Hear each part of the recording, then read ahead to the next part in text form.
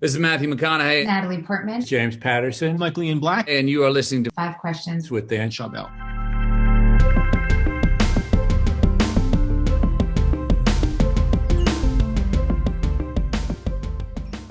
Apollo, welcome to Five Questions. Thank you. Thanks for having me. How instrumental was your father in helping you start your athletic career at such an early age? My father was he was the single most important factor, push, driving force behind my entire athletic career in terms of his philosophical approach towards teaching me the life lessons that are ingrained in sport. So he was there very early before I even knew how to believe in myself and or what the potential that existed within me was. So he, every kid says like their dad is great and has had great moments in their life. And I'm obviously no different. So he has been just so instrumental. Even today, 12 years retired, post-career, he continues to give me these incredible nuggets of wisdom. And I don't know where or how he learned it, but one day I aim to be the kind of the father to my future kids that he was to me. I love that. That's so beautifully said. And yeah, especially for a career like yours, it's extremely competitive, right? Arts, sports, entertainment, media, and to have someone who's such a champion at such an early age and continually to support you ever since, that can be really great because there's so many challenges that you have encountered. And we're going to be talking about that as well, such as the pressures that you faced both internally and externally. Can you talk about those pressures as you were moving up the speed skating ranks and competing for championships and how you dealt with them? Absolutely. The pressures had changed and shifted. They were always basically the same throughout my entire career. But when I was younger, the pressure was to live up to this kind of undertone that the social community that exists in the Olympic movement we're talking about, which was, oh, we have this young prodigy, this like young phenom, this talent who's going to reinvent the way that US speed skating is viewed. He's going to put us on the map. He's different than the other skaters. And so, I heard these things and I naturally wanted to live up to those things. So that was the external noise that I was listening to. And then there's the internal voice that I was always trying to satisfy. And, if you asked me this 15, 20 years ago, I wouldn't be able to articulate it. But as I believe that, a lot of our formative years are really deeply rooted in this idea that, a lot that we do is centered around trying to receive the affirmation, head nod, support, approval, and love of the ones that we seek it from the most, which was my father, right? And so my dad fundamentally believed that I had this unbelievable potential and talent to do anything, that I was limitless in potential. And so, when I didn't win, there was this deep feeling of like disappointment. My father never told me that he was disappointed, only when I didn't kind of put the work in and do that dedication path that's required to be our best. But it was just more something that was ingrained in me where that's what I was seeking. And then obviously the sport life and society as a whole is deeply ingrained in external approval, that mechanism that exists of receiving the medal, the cheers of the crowds, the fan base, your social following. Everything is the approval that you are on the right path. That is the metric that is signaling to you that you need more of that in order to be on the podium in whatever that iteration of what that means. So then there's that voice internally. I deeply had a fear of failure, didn't want to let people down. I didn't want to let myself down. And I also was deeply afraid of showing up fully in my entirety and that actually just not being enough. It's really hard to kind of, fathom, right? Like, that's why I think a lot of us naturally self-sabotage in ways because we just don't want to deal with the fact that like, hey, like there's people that are better than you and there's nothing that you can do about it. They're genetically better. And that's okay. That's life, right? But I don't think that we want to be able to kind of accept those types of things. Or on the flip side, we perhaps listen to that voice too much. And then we just self-deprecate to a degree where you're not good enough, you're not tall enough, you're not smart enough, you don't have a big enough following, you're never going to be there, just stay in your lane. And so both of those voices are kind of this weird dichotomy on both sides. And I think it's learning how to straddle, not really listen to both, to hear them because you can't not, but I'm talking about this because these are all things that I've kind of gone through in my life throughout my own Olympic path was these different voices that have kind of come into the play, into the fold of how and why I should be operating the way that I do? Why do I do the things that I did in sport? And how do I learn from them in a way where I'm carving the path moving forward versus being handcuffed to those voices perhaps that paralyze me from being who I want to be? Well, that was extremely well said. And I look at these type of pressures as being a double-edged sword. So they're good and bad in a sense, where they can be very motivating, which helps you have kind of this ambition and work ethic to, like, your dad gave you, to be able to achieve those goals and to live up to the potential. But at the same time, it could cause burnout, mental health issues, dissatisfaction, and just feeling like you can't live up to those potentials and what the media and everyone else says about you. So it works in both ways. It works in both ways. And I think that, look, great founders of companies, athletes that have done extraordinary things, they typically go through life quite imbalanced in a way that creates this obsessiveness complex around whatever career path or task that they are focused on. It could be chip on the shoulder. It could be anger, resentment, fears of failure, insecurities, whatever. And I think that we as a society often say, well, that person is an a-hole because he's so rude, but we don't understand the complexities of what's going on inside that person's upbringing, his conditioning, the mechanisms of action that actually have been instigated that create his need to always talk down to people or to scream at people or whatever that is. There's something there that exists that goes way, way back and much deeper in terms of texture. And so I found this out kind of the hard way in my own career path, right? Of like, I was definitely very imbalanced. There was no outlet in terms of talking about mental health when I was training and competing, right? You're kind of given this kind of blank blueprint that says, like, we want to train you like a machine. And your entire thesis of pursuit is churn more medals. That's what the business of the Olympics is about. Or at least on the surface, the commercialization of the games has been about, right? You churn more medals, you get more sponsorships. More sponsorships means more support. More support means more broad reach and more consumption of this activity and video that we're producing. And it's this like ever churning flywheel. And I think what we're seeing more recently is, athletes kind of coming out and breaking the conditioning norm of saying, hey, I have nothing to prove to anybody. I'm not okay. And I don't want to compete. And that was a big shock to a lot of people, right? Because we're conditioned to believe, hey, you're an Olympic athlete. You're the one who should be standing up for these types of like insecure thoughts. Aren't you trained for this type of a situation? And I think at the end of the day, look, everyone's human, right? We all have our own weaknesses and our own fears, and we look at people as placing them on pedestals when in reality, it's tough. So the delicate balance between winning in sport, being mentally tough, having the resiliency, having all these attributes that we believe in to be great, and then balancing that with also being human. And so I think what I'd like to believe is that we're redefining what we would be as a leader and as someone who wants to change the way that we view winning, but also change the way that we view strength as a person, man, woman, child, old man, old woman, doesn't matter. I think that we can all redefine what that looks like. Again, I'm not saying that all of the grit and mental toughness that goes into life that is required, prerequisite, is something that you learn and you continue to grow upon. You need those things. That is an important part of growing as a human. But I also think that we're complex, and being able to open up about that, say like, hey, although you see me as someone who is not equal, as someone who's on a pedestal, I can also showcase to you that I have these thoughts, these feelings, these emotions. And here's maybe perhaps how I deal with them.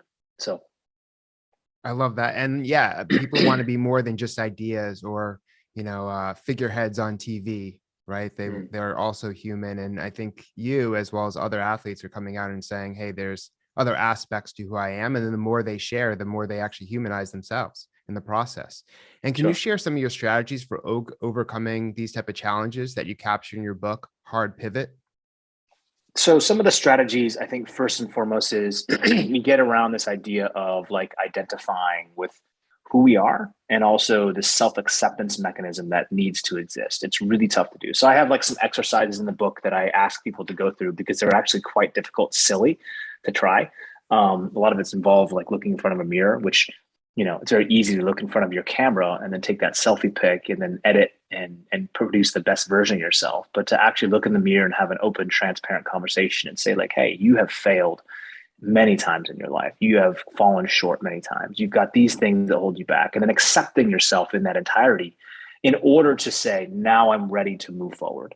Now I'm ready to actually make the change necessary to upgrade who I want to be. So, there's this fundamental belief that, change is critical, change is chaotic, change is hard, but change is also something that you can embrace in your life. And as we go through the different phases of our career, of our own personal growth, it's important to recognize, A, the path is not going to be easy. B, there's times when we will question the new path, the new purpose, the new alignment, so to speak. And there's going to be times where you just simply don't have the answers and you're going to feel less than. And that is okay. That's totally cool. It's a part of the process. So again, as Olympic athletes, we project out 4 years, sometimes 8 years in advance of where we would like to be. And then it is up to us to reverse engineer that cycle. Year 3, year 2, year 1, month 6, month 5, week 1, day 1, hour 1. Right? In terms of getting to that goal. And so how do I maintain the consistency of belief even when it gets tough? And so there's a combination of both routine, schedule, and discipline that is required when people go through these processes, because as we all know, when you listen to someone who's maybe inspirational, motivational, that will fade eventually as your memory does, because your emotional state is directly tied to the hormonal release that gives you that excitement and that idea of, yeah, it's a good idea. This like vision board is so cool. Like, oh, it's much more fantastical of an idea to talk about what I will do when I get there versus the sluggish, mundane process of the work is the shortcut, and focusing on what is the process over the prize required in order to advance towards the goal. And it's mechanical in nature, right? So the reason why I talk so much about that in the book is we're highly emotional beings, and we will talk ourselves in or out of certain circumstances. And I think that it's really, really important for all of us to maintain, I think, that headfast, strong view. And when we lose that, we rely upon the systems that we put into place to make sure that we're staying within those guardrails towards the path. So that's at least what has worked for me. It's like Stephen Covey's 7 Habits of Highly Effective People. Start with the end in mind. If you don't know where you're going, what are you going to do every day to get there? You need to have a sense of your path and what you want to become. But I also like the idea of, just looking in the mirror. It sounds simple to just go and walk and look in a mirror. It's not only actually simple, extremely really hard. Silly. It's so hard because you can't hide behind a computer screen. There's nothing there, right? There's no door between you and it. You're looking at yourself right in the face and saying, this is my past. This is where I am now. And these are potentially the changes that you want to make to further develop. And that's not easy, because it's not even just looking in the mirror. It's what's the path forward? How are you going to get there? What are you going to do on a daily basis? Totally. Exactly. Why was it so difficult for you to retire from speed skating? And how were you able to transition to this next phase of your career as an entrepreneur, as an author and broadcaster? So the number one most difficult transition point for me was not losing the identity, but forming a new one. So for 15 to 17 years, I had formed this identity that I believed was on my business card. And that was Apolo Ohno, Olympic champion, speed skater, 3-time Olympian, et cetera, et cetera. This is who you are. This is what you were put on earth to do. Here is what your greatest skill sets are. And when I was thrust into the world by choice, by the way, to retire 12 years ago, in the book, I have the chapter I call it The Great Divorce, because my first true love, the thing that taught me everything around perseverance and trust and schedule and discipline and all these cool life lessons that are required as we grow through life. It had looked at me after I had told it that I was done and said, okay, now that you're done, you're no longer going to be able to come back to me. There's someone who's younger, better story, better technique, better genetically designed. And that was really tough. And then so the second phase of that was going and finding out, like, what else am I actually excited about in life? What do I want to do? What am I passionate about? And people would ask me, what do you want to do when you're done skating? And I was like, I don't know. Like, yeah, I could do anything. But like internally, I was like, what do you mean after I'm done? Like, there is no after. This is the only reason why I'm here. And the problem with that psychology is that your now purpose has been tied to a chapter in your life. And by the way, you've got 80 chapters and you're just talking about one or two chapters that are being definitive for the remainder of your life. And so you either can accept that or you can say, no, the chapter ends here. And I take from that chapter the incredible attributes that made me who I was on the ice. Not the fact that I wore this outfit or I wore these skates or I did the training, but what was happening on the subconscious and the psychological level for so long that can be transferable towards the next career path. And so the process was challenging because I had to just find what I was good at. And I was starting from scratch, right? I had this cup that I thought was basically full of knowledge and full of experience. And it was, but I had to pour it out and begin anew. And that was really tough. No one likes to start from scratch. No one wants to start over. We want to go into something feeling like we have the answers or at least a head start in some capacity. And I wasn't. So I was like 27, 28 years old, going on 18. Right. And what it took was just a deep fundamental belief that I would figure it out. And I think that I did, right? I've had many different types of like transition points and reinventions in my life that have forced me into really uncomfortable positions that at the time didn't feel like I was going to make it. And I oftentimes listen to that voice of saying like, this is not for you. You're just not smart enough. You're just not going to figure this out. You're such at a disadvantage. And so your body will listen to that if you tell yourself enough times. It will actually start to accept that as truth, whether you understand that or not. Subconsciously, you're basically programming yourself. And as we know from the sports psychology world of sport, one of the attributes that was developed was this fundamental inner dialogue that can occur of saying, okay, let's remove that noise that doesn't need to exist and instead focus on what I can control. And that was the gift of short track. It was the master class of stoicism, right? Here's the tactics that you know can be utilized. Here's the new path in which you want to pursue, embracing the fact that it's not going to be easy.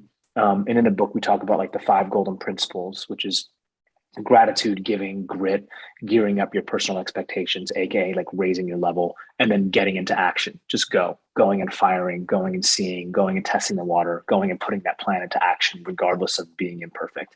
And those 5 core golden principles were, I think, pretty instrumental in the way that I thought about things. I used to suffer a lot from this perfection paralysis, where I wouldn't want to give 100% of myself in a race until I felt like all of the variables were absolutely perfect. The ice conditions, the technical components of my skates, my peak physical condition, waiting until the last possible moment in a race to pass, right? Like all these things that doesn't matter. It's not ever going to be perfect. But we learn so much by doing. So yeah. What I think is very interesting about everything you just said is there's certain mindsets, there's certain skills and abilities that you had during your skating career that you're taking with you, and then there's some that you're leaving behind because they don't really work in the businesses and everything you're doing now. But the skill set and the brand and the platform, you're able to leverage that, but you also have to get yourself into a state of discomfort because you're pushing yourself into something new, but at the same time realizing that there's a network, there's things that you've built throughout your career that can be leveraged into the next thing. And I like how you say, this is a chapter I'm closing and I'm opening up the next chapter or 2. And it is this whole life story. And you only figure this out, from my experience at least, is as you get older, as you do more things, you start to connect the dots, and you're able to, as you've done in this book and everything you've said, you're able to tell this fuller story, the complete story, or this larger story and narrative, rather than just, hey, this is who I was. It's now I have done all these things under my whole life.